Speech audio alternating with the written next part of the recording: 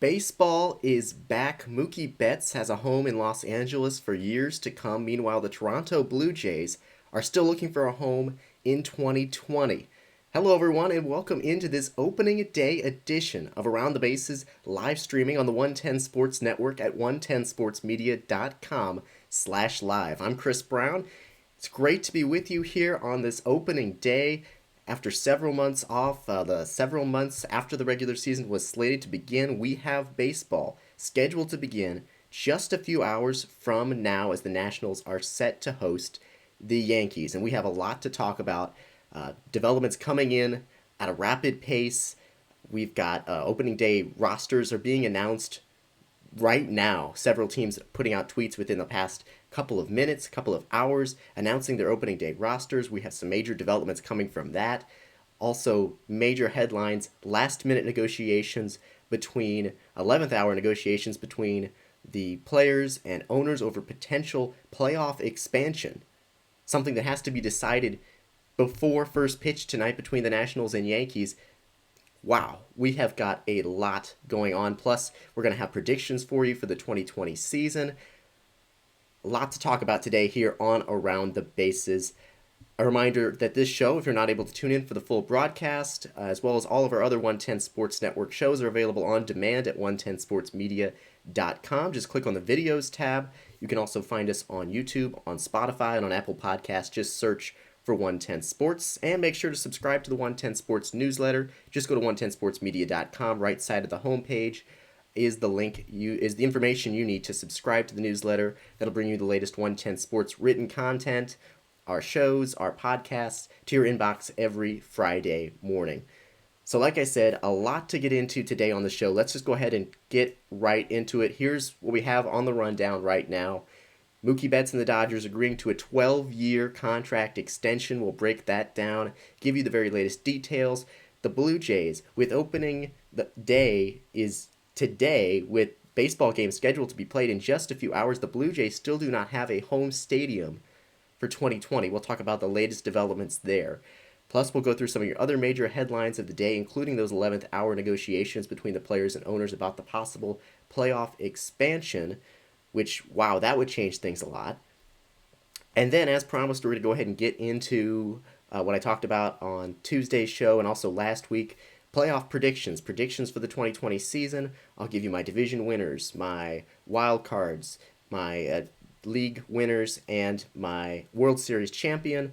Also, award predictions, MVP, Cy Young, Manager of the Year, Bounce Back Player of the Year, all that coming up here on today's show, and then a look at what's on deck. We'll talk a little bit about the matchups tonight and the matchups tomorrow. So let's go ahead and just dive right in here to one of the biggest stories in baseball right now, and this one was a surprise news story coming just one day before the start of the regular season. Four-time All-Star and 2018 AL MVP Mookie Betts has agreed to a 12-year extension with the Los Angeles Dodgers through 2022. The Dodgers announced the extension yesterday afternoon, but not the terms of the contract, though ESPN's Jeff Passan reporting that the extension will be worth $365 million, making it the largest extension in Major League Baseball history. It will surpass Mike Trout's 10-year, $360 million deal for that title, including the $27 million that Betts is owed this year, which is being prorated to about $10 million for the shortened season. The 27-year-old will be making about $390 million over the next 13 years. Now, the total value of Trout's deal, which was signed when he still had 2 years left on his contract, his contract with the Angels, is still significantly higher. So Trout's deal overall was significantly higher, but in terms of a contract extension value, Betts is the highest of all time. Of course, Betts was acquired in a blockbuster deal with the Red Sox over the winter. The Dodgers gave up outfielder Alex Verdugo and shortstop prospect Jeter Downs with only a guarantee of one season of Mookie Betts, who was slated to hit free agency after the 2020 season. Before that trade, Betts had reportedly turned down a deal with Boston worth a reported $300 million over about 10 years. Now, Betts has established himself as one of the best players in baseball in his 6 major league seasons. Over the last 4 years, he's averaged 149 games played, 120 runs, 44 doubles, about 30 homers, roughly 24 steals. He's won a Gold Glove in 4 straight years, a Silver Slugger in 3 of the last 4 years. He's also finished top 8 in AL MVP balloting in each of the last 4 years. In 2018, Betts won AL MVP after leading baseball with a 346 average, a 640 slugging percentage, 129 runs scored, and he also tallied, a 30-30 season in 136 games. Now, this is a Dodgers team that has great financial resources, of course, and an exciting young core. The Dodgers, aside from Betts, have no significant financial commitments beyond the 2022 season at this point. Though reigning NL MVP Cody Bellinger is set for free agency after 2023, and emerging young starting pitcher Walker Buehler after 2024. This is a team, the Dodgers, that's considered one of the favorites to win the World Series. Fangraphs projects the Dodgers for a 36-24 record. That is the best in baseball. Basically, they're the favorite to win the National League.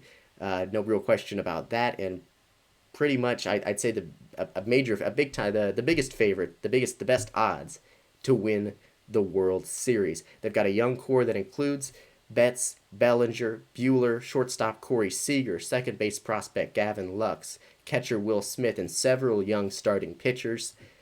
They also have a number of current contributors for that team who maybe they're not around in 3 or 4 years, but could really help the team reach a World Series, win a World Series in 2020, including, of course, Clayton Kershaw, Max Muncy, Justin Turner, and several others. This is a outstanding deal for Betts, of course, and it's interesting, of course, that it comes in the context of everything that's happening right now in the world with the pandemic, with, of course, the economic hit that has come with that. And it's interesting to see Betts getting, or anyone getting, a contract of that size, of course, right before opening day, and also in this context of the situation. ESPN's Jeff Passan writing in a report that upon the suggestion that a long-term deal with the Dodgers was imminent, players around the game hoped it was a sign that free agency might not be as bleak a landscape as has been assumed. So it'll be interesting to see what potential impact the Betts deal has in other potential free agent signings. Of course, one notable upcoming free agent after the 2020 season, JT Realmuto. Maybe that puts more pressure on the Phillies if they want to try to lock him up before he reaches free agency. That seems unlikely at this point, but it'll be interesting to see what the ramifications are of this. Mookie Betts, a Dodger, under contract with the team for the next 13 years. That's, of course, that was just a huge story that broke yesterday. It's going to be fun to see what the Dodgers do. They're going to be, a favorite to win the National League West, to make the playoffs, to probably a top 3 World Series favorite for years to come. I mean, they're setting themselves up in just outstanding shape and condition. They've got the big free agent, or the big, not the big free agent, the big long-term contract with the superstar. They've got last year's MVP from the National League and Cody Bellinger on that team for at least a few more years. They've got an emerging starter in Walker Buehler. Clayton Kershaw still incredibly productive. And a young core that includes outfielders, infielders, a mix of skill sets. I mean, the Dodgers are going to be in outstanding position for years to come. And this Mookie Betts deal only cements that further. All right, so we could talk more about the Betts deal, and in different circumstances I would get more into it and breaking it down, but we've just got so much more to get to today. So let's go ahead and jump into our next major storyline. The Blue Jays are still in search of a home stadium for the 2020 season. I'm actually checking right now to make sure that is still the case because, as I mentioned, a lot is happening here at a very rapid pace. And given the circumstances, I'm checking to make sure that that hasn't changed in the 10 minutes that we've been on the air here. It appears no major developments on that front. So, as we talked about on Tuesday's show, the Toronto Blue Jays had been in search of a home stadium after the Canadian government denied the team permission to play at the Rogers Centre in Toronto during the regular season. Late Tuesday night, it was reported that the team was set to play their home games at PNC Park in Pittsburgh this season. And that seemed to make sense for a number of reasons. There are a few conflicts between the Pirates and Blue Jays' home schedules, only a couple overlapping dates that could be worked out in other ways. And it seemed like the situation was resolved. It seemed like, okay, here's a plan. They'll figure this out. The team will be able to play its home games in a major league stadium. And then this happened on just yesterday afternoon. The Pennsylvania Department of Health announced that it would not allow the Blue Jays to play in Pittsburgh, with State Health Secretary Dr. Rachel Levine saying in a statement, quote, "In recent weeks, we have seen a significant increase in the number of COVID-19 cases in southwestern Pennsylvania. To add travelers to this region for any reason, including for professional sports events, risks residents, visitors, and members of both teams. We know that this virus does not discriminate and can even make professional athletes very sick. We are committed to protecting the health and well-being of all Pennsylvanians."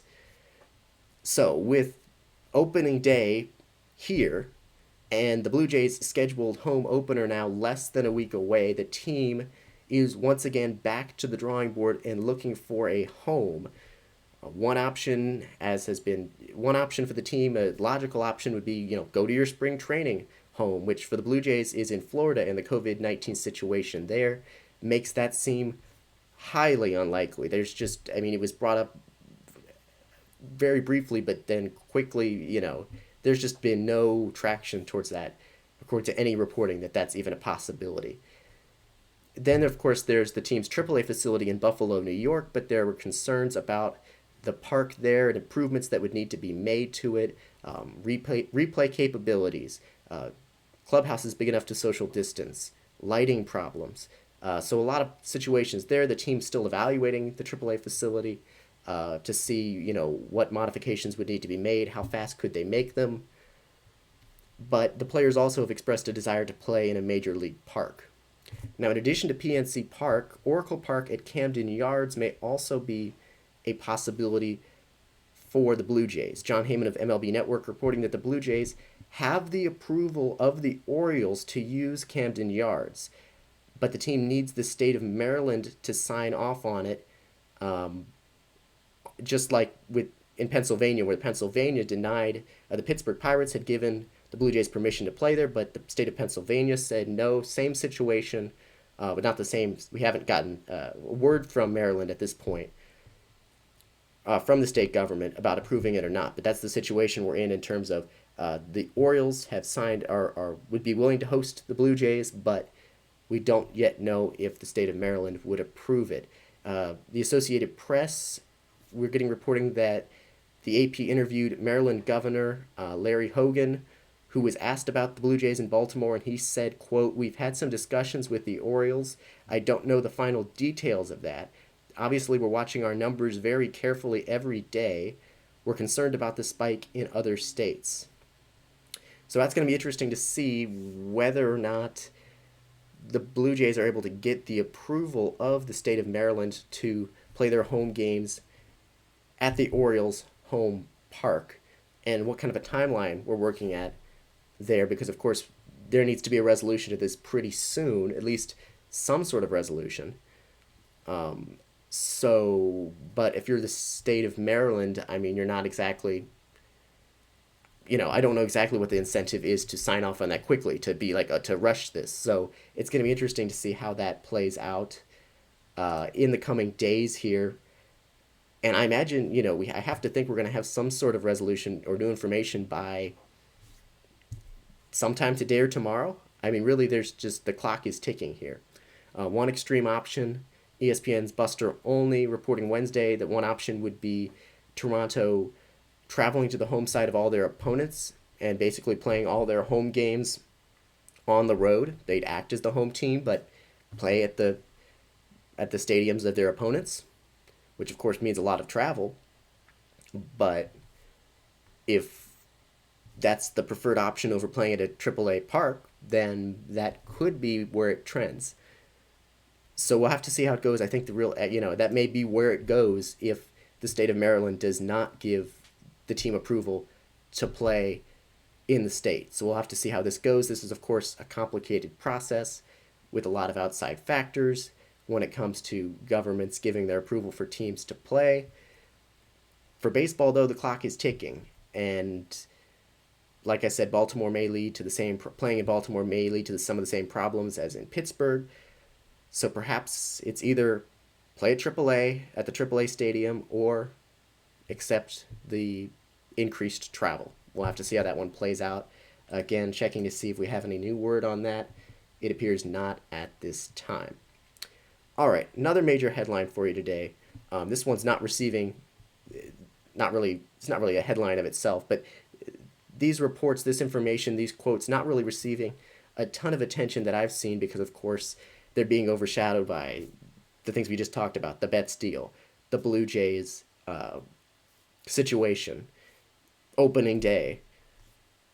But I think it's important to acknowledge we've been talking and talking and talking about the testing situation in Major League Baseball over the past couple of weeks, and how rough things started for teams and players getting results. The turnaround was really slow.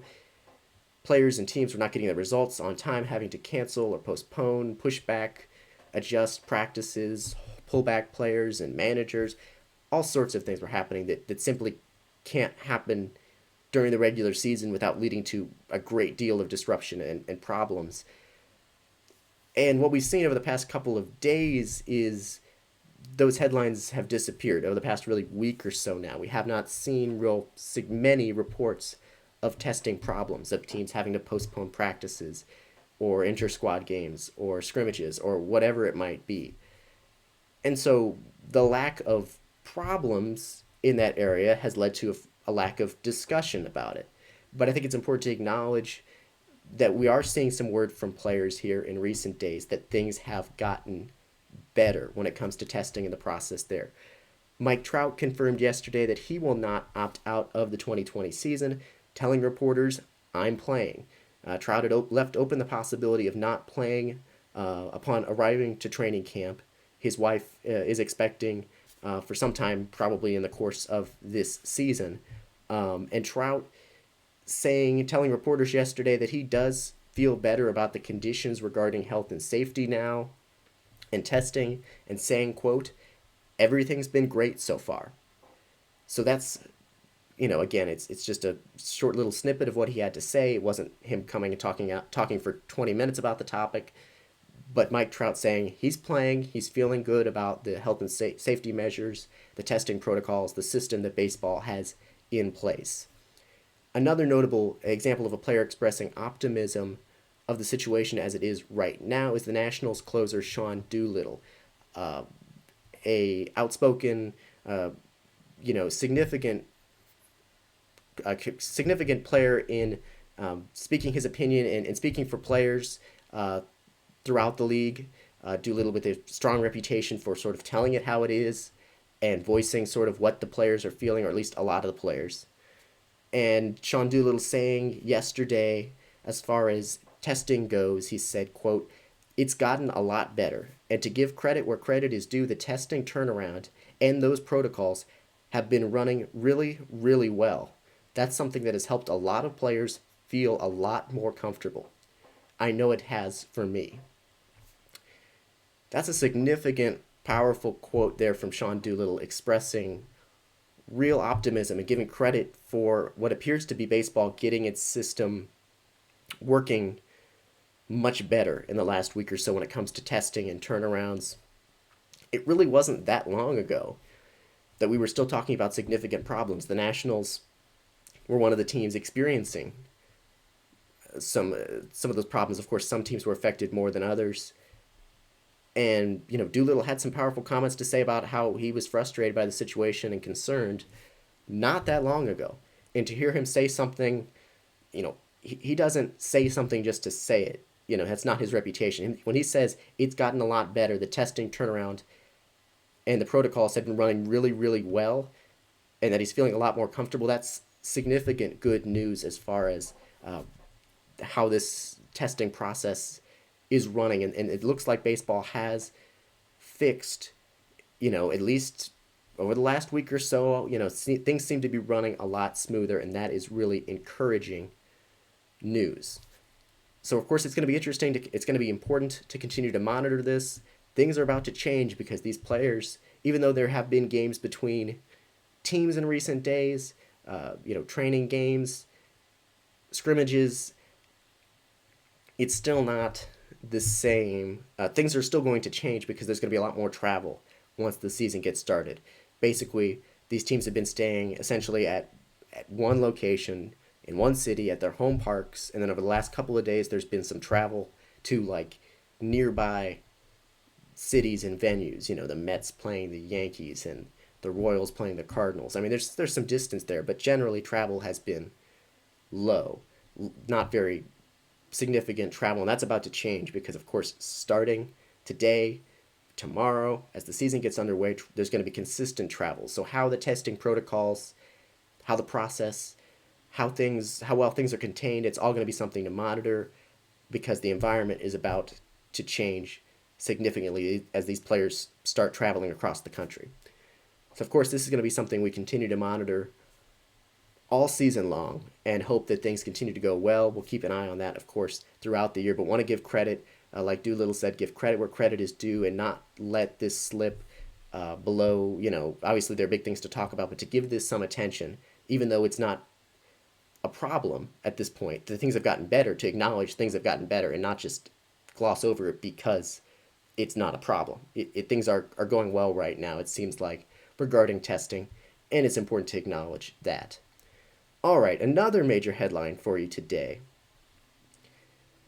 Last-minute negotiations for potential expanded playoffs. And I'm double-checking this one as well because the clock is really ticking on this. I'm seeing no word right now about any updates. Let me check this here one more time. Yeah, apparently no updates right now. So MLB Network's John Heyman reported yesterday, last evening, that Major League Baseball and the Players Association are engaged in last-minute negotiations about expanded playoffs for the shortened 2020 season. These are really 11th hour negotiations because if anything is changed regarding playoff structure, it has to happen before the season gets underway, which is less than 6 hours from now. The Nationals and the Yankees are slated to kick off the 2020 MLB season. And we're talking about a potential significant change to playoff structure. Heyman's reported yesterday that there seems to be optimism for a deal that would increase the playoff teams from 10, which is the normal number of teams that make the playoffs, up to 16, a significant increase. Now, the postseason expansion came up in negotiations between the players and the owners several months ago during the return to play negotiations, but of course no deal was struck between the two sides, and the 60-game schedule that was implemented by Major League Baseball did not include expanded playoffs. Just a few hours ago, John Heyman tweeting that MLB and the union have continued to negotiate about the possibility of expanded playoffs. Postseason money normally goes to the league, so the clubs have offered money to try to get this done. Behooves both sides to make a deal, but the deadline is first pitch tonight. So again, the clock is ticking. We've had, it's been, we've been having training camp for multiple weeks now, and now when we're just hours from first pitch, we could have a significant change to the playoff structure. ESPN's Buster Olney tweeted here just a little bit ago, as part of the 16-team expanded playoff proposal, the number 1, 2, 3 seeds in each league, the division winners, would pick their opponents among the other 5 teams with a selection show. So, which just, this was talked about, speculated about, and reported on months ago, this idea that they could expand the playoffs and have teams pick their opponents, but we're revisiting that just hours before the season is supposed to start. All of a sudden, we could go from 10 teams making the playoffs to 16 And we're supposed to be playing regular season baseball games in about 6 hours. Which just is, I mean, this is just crazy. I mean, this is all coming in rapidly here, a lot to process, but this is just, my off the top of my head reaction is, I mean, at first, back when it was discussed earlier, months ago, I was thinking, oh, expanded playoffs might be good because in a crazy season, weird things will happen, and you'll get some teams that are clearly amongst the best in baseball, but, have some injuries or something weird happens. They still deserve to make the playoffs, but they don't because of something fluky. I thought expanded playoffs would be a good thing. And then of course we settled on, okay, that's not happening. It's going to be more of a regular setup. And now we're saying, okay, we may increase it to 16 again. I think we just got to stick with what we got. I mean, my gut reaction is this is just way too late in the game to be doing this. I mean, this is such a drastic change at this point. I'm against it. I mean, I'm against this. I mean, it could be outstanding. Let's put it, if this happens, it could be really fun. But just this idea that this is happening right now at the last second, this major change, I think you just got to leave it alone. It's too late. If this was going to happen, this needed to be negotiated days, weeks, months ago. Like, this is just, it feels incredibly rushed and I think could just cause chaos. But it also could be a lot of fun. So if it works out. So, I guess we're gonna see what happens. We'll have an answer soon enough. By the time first pitch is thrown tonight, between the Nationals and the Yankees, we'll have an answer. Either a drastic change to the playoff structure or just no change at all. Never mind, false alarm. So we'll just see how that one plays out. I mean, my gut reaction is like, look, we've settled on something. We have a structure. Stick with it. There's also, of course, the idea that expanding the playoffs means you either are shortening seasons, or shortening series, playoff series. So you're not having the five. You got to change the playoff structure there. Potentially best of three series or best of five. I don't even know how that would all work yet. And then you have the idea that even if you do that, you're potentially making the playoffs longer, or you are making the playoffs longer. I would imagine. So then there's risk involved there. There's always been this idea that the team that we didn't want to be playing baseball deep into November or anything because of the pandemic and how things are going to change. You want to just have a shorter season. You don't want to expand the season too long. So expanding the playoffs would potentially do that. So there's just a number of factors here. It could be really exciting, and I guess you could make the argument that, look, this season's already going to be crazy, so let's just make it really crazy. Get a whole bunch of teams in the playoffs. I mean, that would open the field significantly for a number of teams. So we'll see. We'll see. I guess there's not much more to say on this at this point. We'll see what happens. And I'm guessing, the second we sign off from today's show, we'll probably have some significant news on that. Again, this is the kind of thing that I would not be surprised to happen. There's some new development on this any moment. Nothing that I'm seeing right now as I quickly check Twitter there. All right. So we've been going long here on the headlines. There was just so many big things to talk about today, but here's a couple of other quick, or it's not even a couple, it's a handful of other quick updates that we'll go through here rapidly, and then we'll get on to our predictions for the season. So, a couple of updates here for you. The New York Mets on Wednesday placed starting pitcher Marcus Stroman on the 10-day IL with a left calf tear.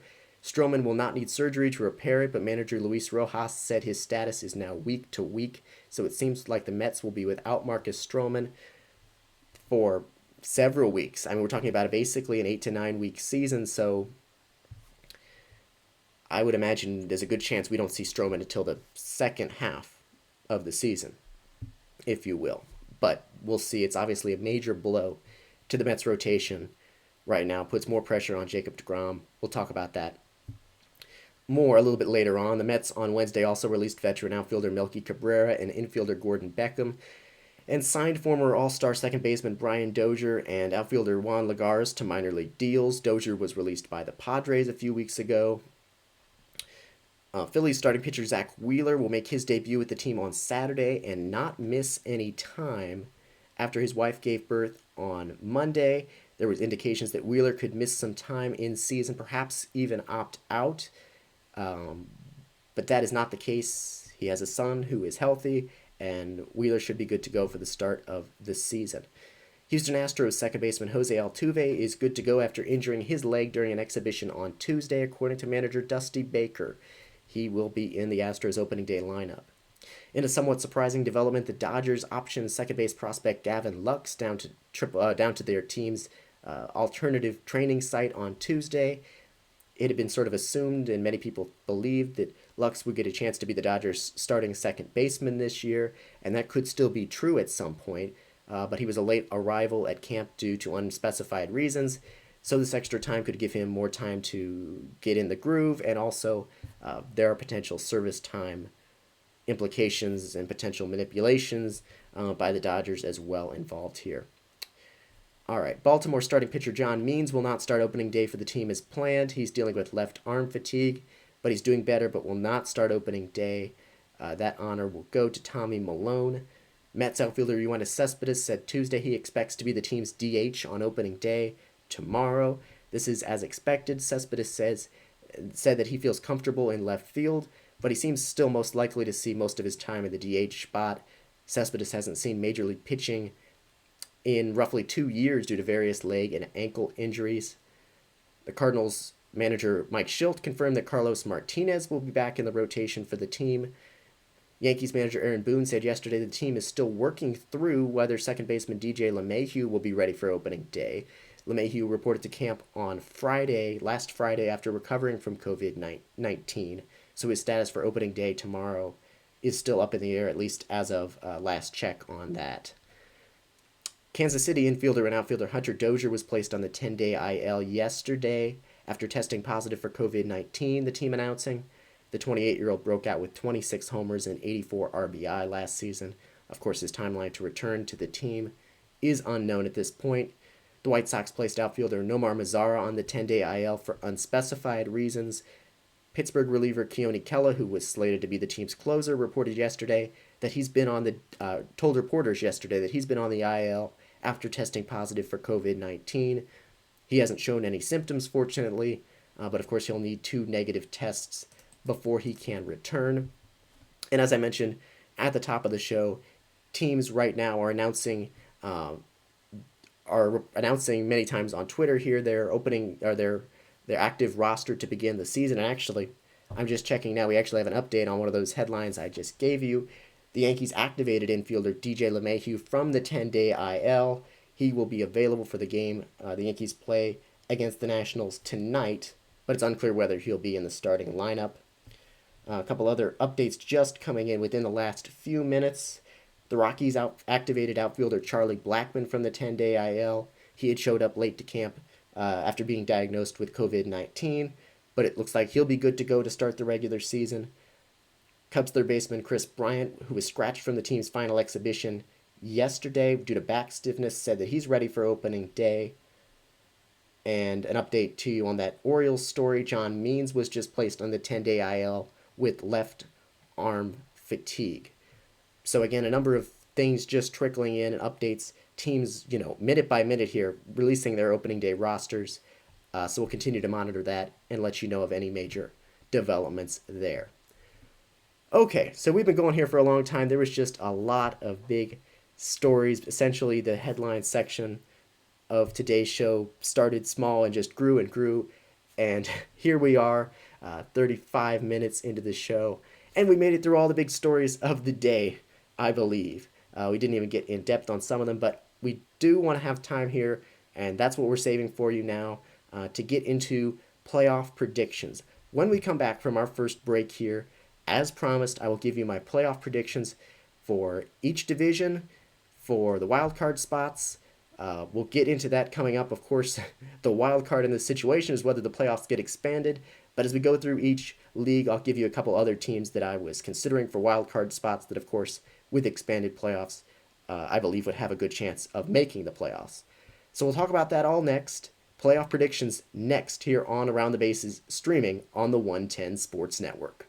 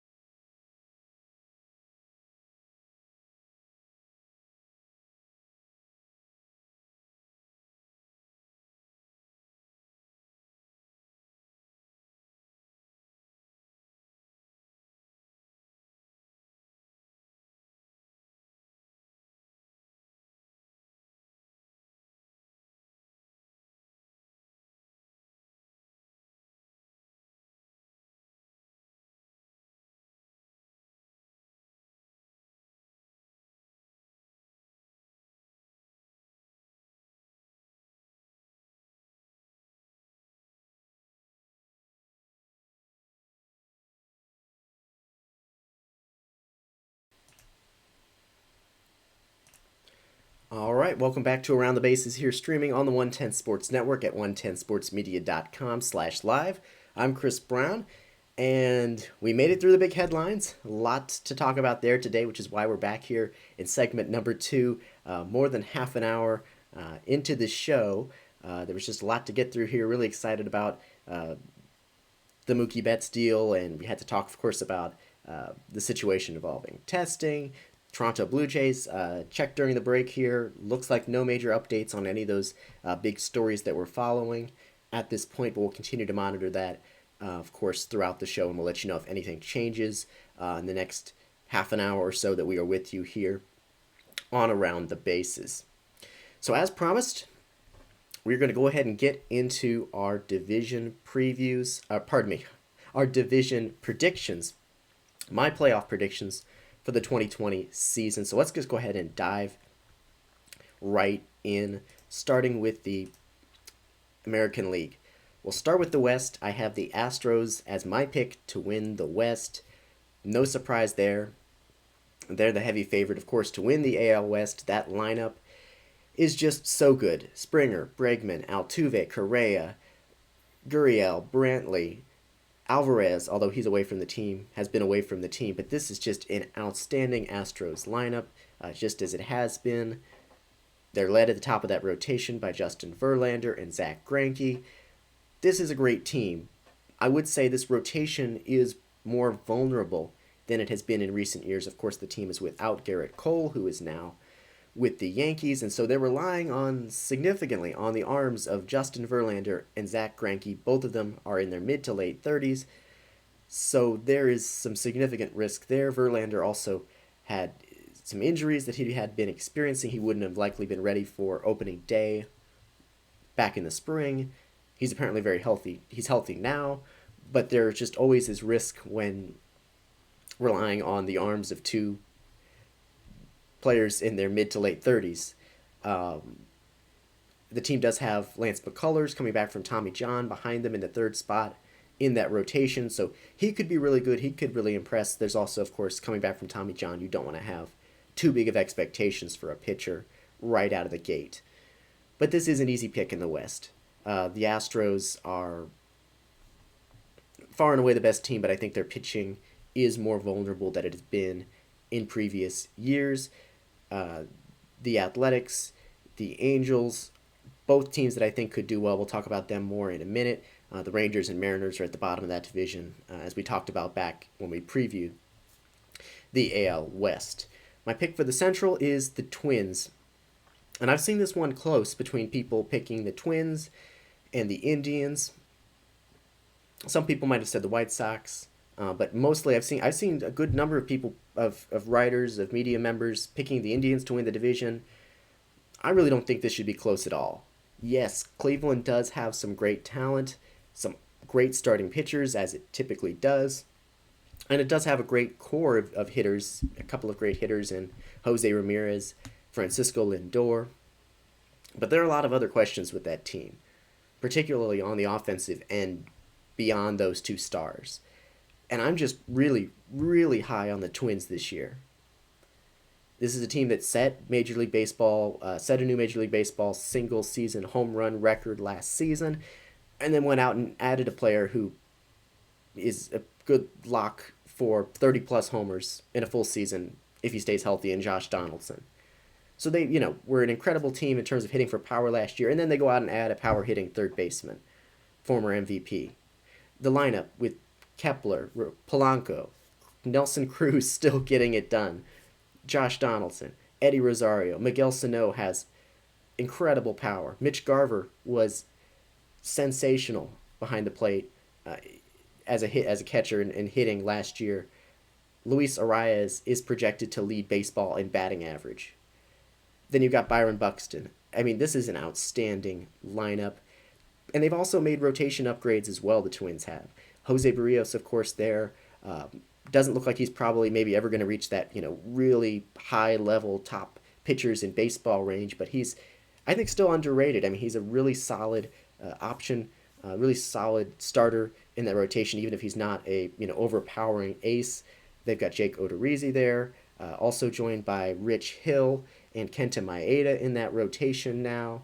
Rich Hill, a player who coming back from elbow surgery. He's 40 years old, but he has legitimately, inning for inning, been one of the best pitchers in baseball in the last several years. He just hasn't been able to stay healthy. If he can stay healthy in the shortened season, that addition could be huge for the Twins. Kenta Maeda, long time with the Dodgers, he hadn't bounced between the rotation and the bullpen. Maybe hadn't gotten a chance to go deep in games really.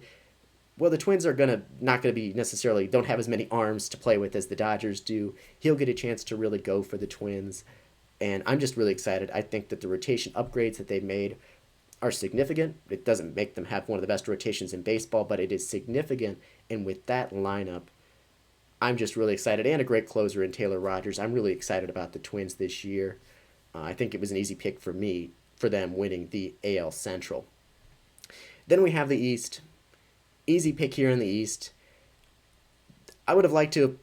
I say easy pick. I really would have liked to put the Rays here. I'm high on the Rays. I think they've got a great roster for this shortened season. They've got the depth that they need. I'm high on the Rays, and we'll talk about them more in a minute. So I wanted to, and the Yankees, of course, outstanding team on paper, but there's always injuries and things happening there. I wanted to put the Rays as the division winner, but I couldn't do it. That's it just didn't make sense. The Yankees have a top 5 offense in baseball with incredible hitting depth. They added a top 3 pitcher in baseball right now over the offseason in Garrett Cole. If Luis Severino were healthy, he's of course rehabbing after undergoing Tommy John surgery. If Severino were healthy, I'd say the Yankees have a top 5 rotation in baseball as well. But even without Severino, you add Cole in there with Paxton, Tanaka, Happ, and others, and the Yankees have a very good rotation with that ace. The injuries are the key for the Yankees. Can Stanton, can Judge, can Sanchez, can Hicks remain healthy? There's no way they get through a season completely healthy, even a 60-game season, even a 5-game season probably. They couldn't get through with being completely healthy. But if a shortened season can help the team stay healthy enough, they've got incredible hitting depth. Their pitching's better and deeper now. You have to pick the Yankees to win that division. We will talk about the Rays here in a minute, actually right now, because they are my first pick for a wild card spot in the American League. I think the Rays are a team with a roster perfectly set up for the shortened season. First of all, they have a great and underrated top 3 in the rotation in Charlie Morton, Blake Snell, and Tyler Glasnow. There are injury concerns and durability concerns with all 3 of those pitchers, but I think talent-wise, it's among the best top 3s in a rotation in baseball. I mean, right up there with the, not going to be better than the Nationals, but I mean, probably a top 3 or top 5 trio leading the rotation of any team in baseball. And then you've got the depth factor with the Rays. There are so many interesting arms in that rotation and the bullpen mix. Yanni Chirinos, Ryan Yarborough. They've got an exciting bullpen with players who impressed down the stretch last year. Nick Anderson, acquired from the Marlins, struck out 41 batters in 20 1/3 innings down the stretch last year after being traded or acquired in the trade. Diego Castillo is another interesting arm. Oliver Drake was a lefty killer for this team. I'm really high on the Rays in 2020. This is an offense that doesn't have necessarily stars, but a lot of versatile and intriguing talent vying for playing time. Ji-Man Choi, Brandon Lowe. Outfield that includes Hunter Renfroe, Austin Meadows, Kevin Kiermaier. Again, not stars, but I think they just got enough volume of players that are good, even if not great, and a pitching staff that I think is really impressive if they can remain healthy, especially in the rotation.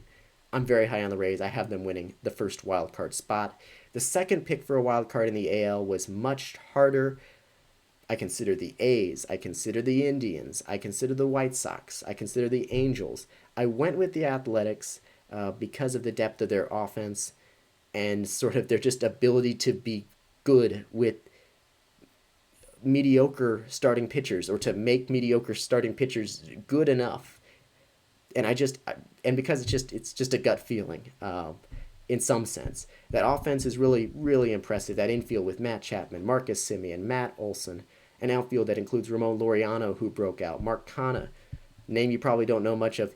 He was really impressive, a really impressive hitter down the stretch for this team. He's slated to be in the outfield, Stephen Piscotty, and then Chris Davis looking to bounce back in the DH spot. I really think a lot of his decrease in numbers last year was due to the hand injury that he was experiencing. I think he could be a prime candidate to bounce back in 2020. There are questions with their rotation, especially because their prospect left-hander AJ Puck is now on the IL with a shoulder strain. He was slated for the rotation. They also have some other concerns in the rotation, but I'm intrigued by Frankie Montas last year, a 2.63 ERA in 16 starts. The A's have this ability to get enough out of these sort of middling starting pitchers, or in the case of Montas, an emerging star player who I think could really be a star, that I went with the A's for my second pick.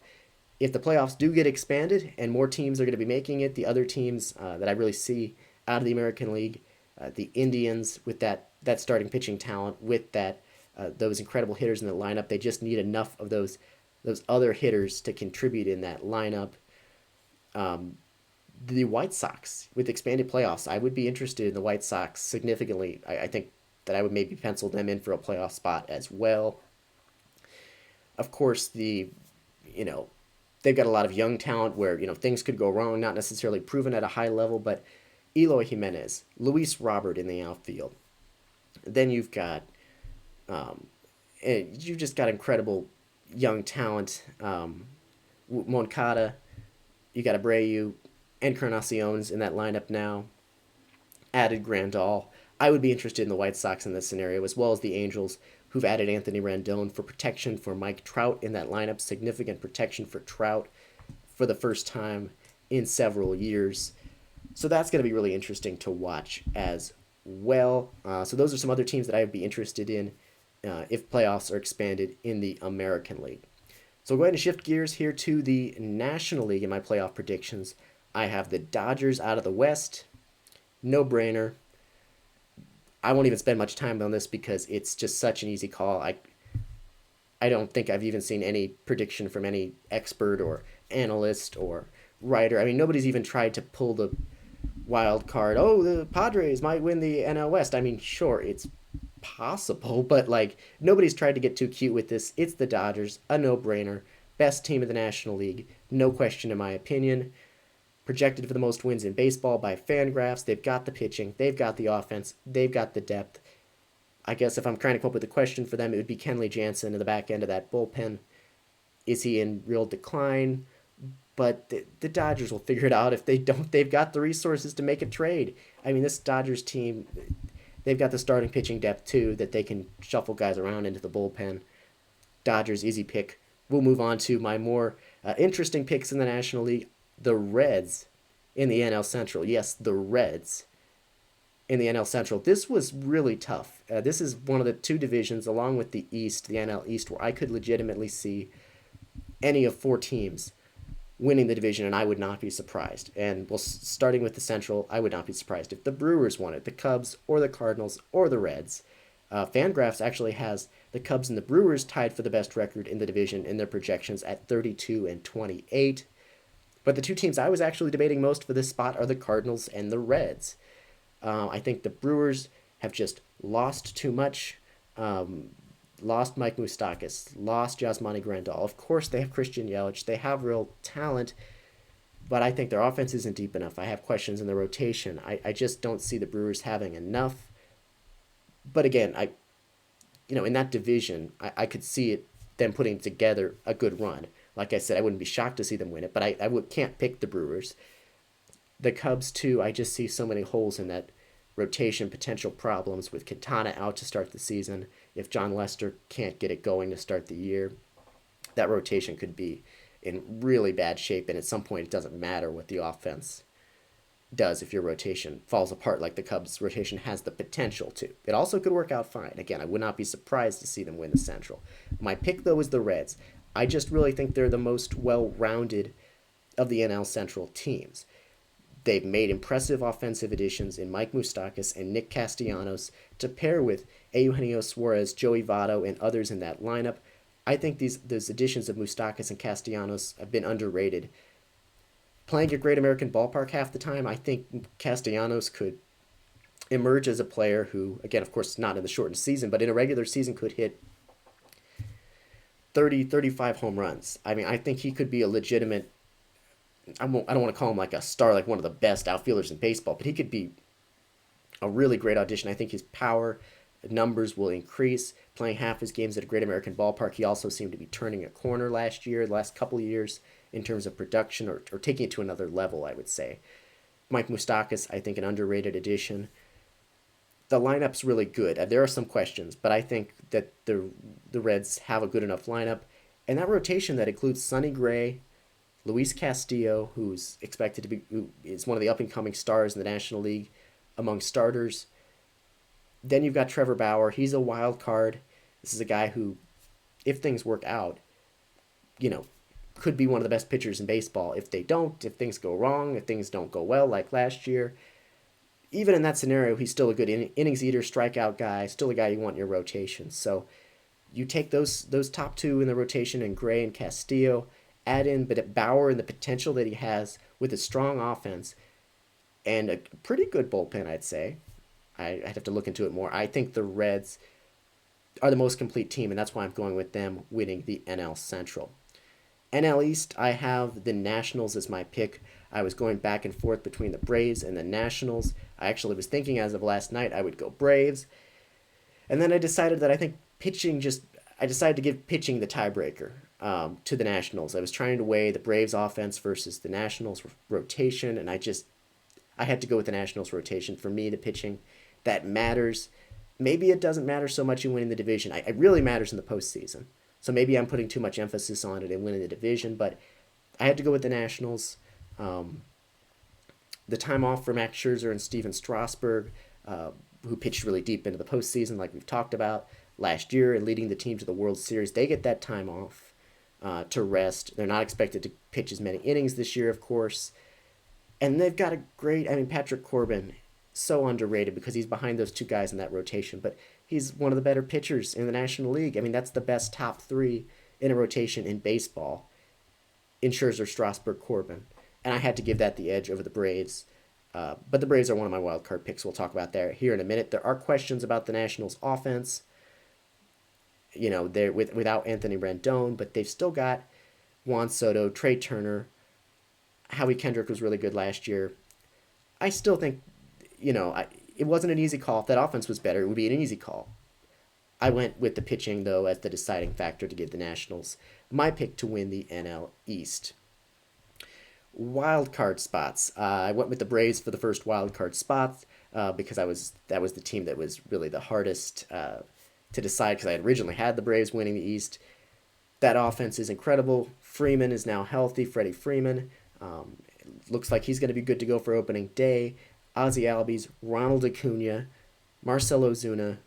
If Austin Riley can recapture some of what he did when he first broke into the majors, that offense is incredible. There are questions about the rotation, but I'm really high on Mike Soroka, the young starter, getting the opening day nod for the Braves.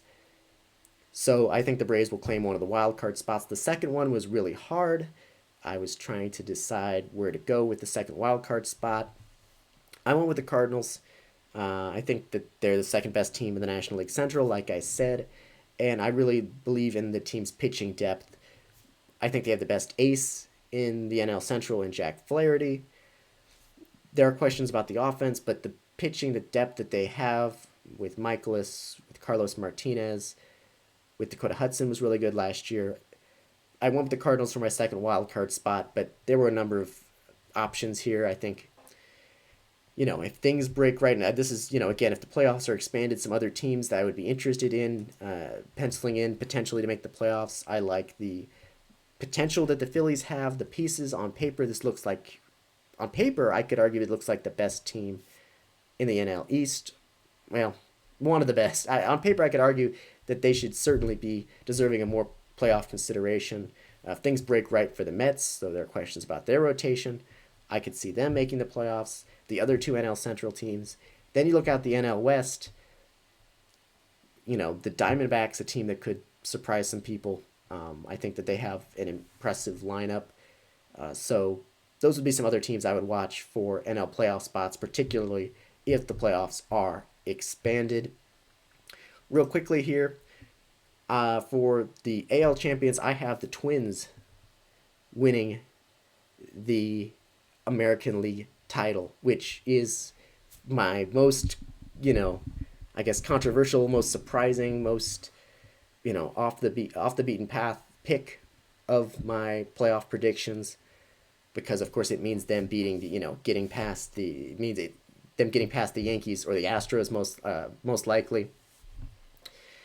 The Astros and the Yankees both. The Yankees are the favorite to win the AL, and so that would be the easy pick. The Astros would have been a good pick as well. I went with the Twins, and I'm not going to get into the Twins again here. I told you why. I'm just really high on this team. That offense is outstanding. I think they've done enough with the pitching. I'm calling the Twins to pull off the upset as AL champions. I'm not going outside the box in the NL though. The Dodgers are just so good. I can't pick against them. Dodgers NL champions, and I say this is the year the Dodgers get their title. I have the Dodgers winning the World Series. That team, it's hard to find holes in that Dodgers team, in that roster. And they, of course, have the ability to add at the trade deadline. And I would not be surprised at all to see them add at the trade deadline if some hole, some need emerges in the first couple weeks of the season. So I have the Dodgers winning the World Series in 2020. All right, we're going to go ahead. We are coming up on the top of the hour, but I do have one more segment for you that we'll go through here real quickly when we come back. Run a little bit long today, but it is opening day, so I'm okay with it. We got a lot to get to. When we come back, I'll go through very quickly. For the record book, I'll give my MLB award predictions and a quick look at what's ahead in the next couple days in baseball as games get underway. Stay with us. You're watching Around the Bases on the 110 Sports Network.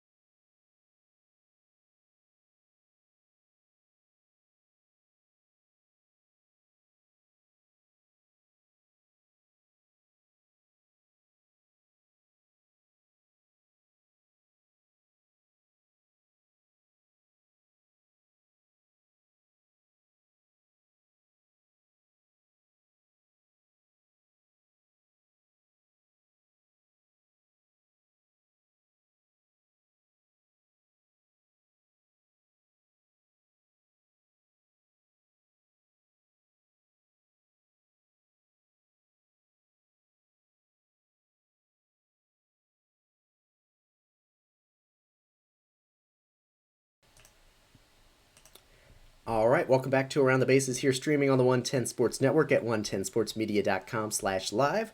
I'm Chris Brown. We are running a little bit over the regular time slot today because it's opening day and we just have so much to talk about. There was so many news items and things to get to in the first half of the show.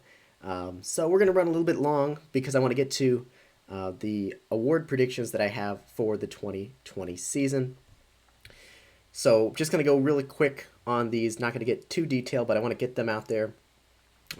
For the record books, let it be known. So if it works out, if these things come true, I can say I called it. We'll see how it goes. And of course, things are going to be wild in the shortened season. So we'll just dive right in. In the American League, my pick to win MVP is Mike Trout. Don't really need to tell you why I think Mike Trout is an MVP. Is my pick to win MVP, the best player in baseball. Being the pick to win MVP is a very easy call, but others I considered, or that, Francisco Lindor, Alex Bregman, some dark horses, Aaron Judge, Giancarlo Stanton, Anthony Rendon, and Matt Chapman. underrated player, I think. A guy who, I think could really have an impressive year, who would go on an incredible run. But again, Mike Trout, my pick for AL MVP. Cy Young, I went with Garrett Cole, another very unoriginal pick. Um, he's going to be backed by the best offense in baseball this year, or one of the best offenses in baseball this year in the Yankees. I think he'll rack up the wins. I think he'll be effective out of the gate for this team. I think he'll be motivated. Garrett Cole's the pick. All the others considered, Justin Verlander, if he's healthy, can continue to can defy the odds, or defy, the age curve. He just continues to get better as he gets older here in recent years. So Justin Verlander, another candidate. Others being Shane Bieber of the Indians, Jose Barrios, Mike Clevenger of the Indians, Tyler Glasnow, Blake Snell of the Rays.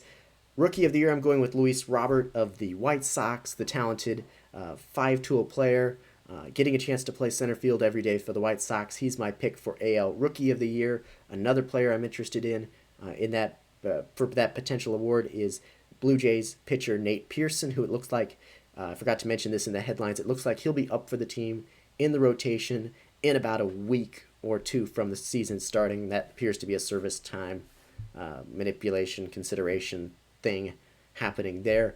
So one of the best pitching prospects in baseball. Really excited to see him. He would be another player I would be interested in for Rookie of the Year, but I'm going with Luis Robert. Manager of the Year, I'm going with Kevin Cash. The reason there is simply I expressed my enthusiasm for the Rays. I think the Rays have a great roster to compete in the shortened season, so if things work out the way that I see them potentially working out for the Rays, Kevin Cash would make sense as AL Manager of the Year. Comeback Player of the Year, I'm going with Chris Davis of the Athletics.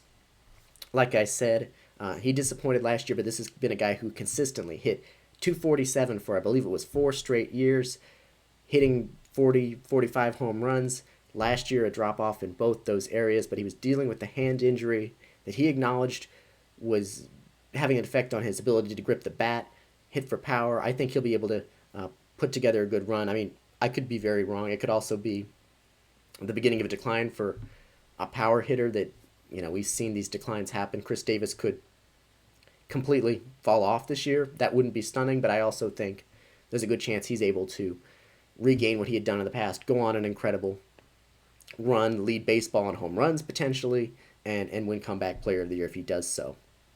My NL award predictions. Other AL Comeback Player of the Year possibilities include Corey Kluber, Giancarlo Stanton, and Lance McCullers that I considered. National League award predictions, I'm going with Ronald Acuna to win MVP. This was tough. I put Betts, and then there's Yelich, and then, Bryce Harper's a hot starter. Who knows what Juan Soto could do in another year.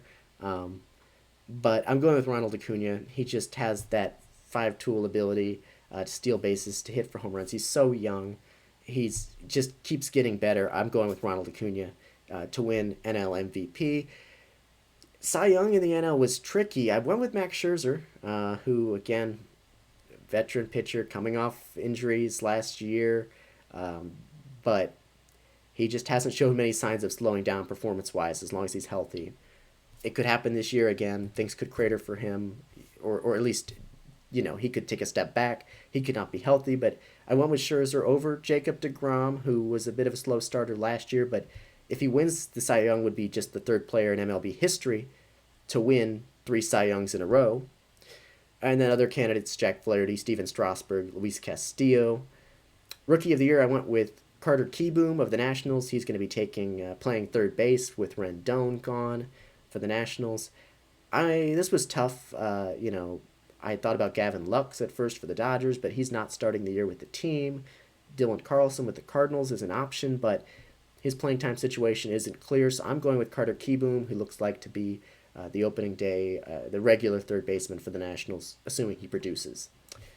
Manager of the Year, I'm going with David Bell. Again, this speaks for itself in my pick to win the NL Central, being the Reds. I think they just have the depth, they have the pieces. If the Reds do what I think they're capable of, and who knows what'll happen again with the shortened season, I have David Bell in that scenario being NL Manager of the Year. I'm going with Yoenis Cespedes as Comeback Player of the Year. Basically, If he can remain healthy, if he can hit home runs for this team at the rate he was before, when he was healthy, he it's pretty obvious, an easy pick for NL comeback player of the year.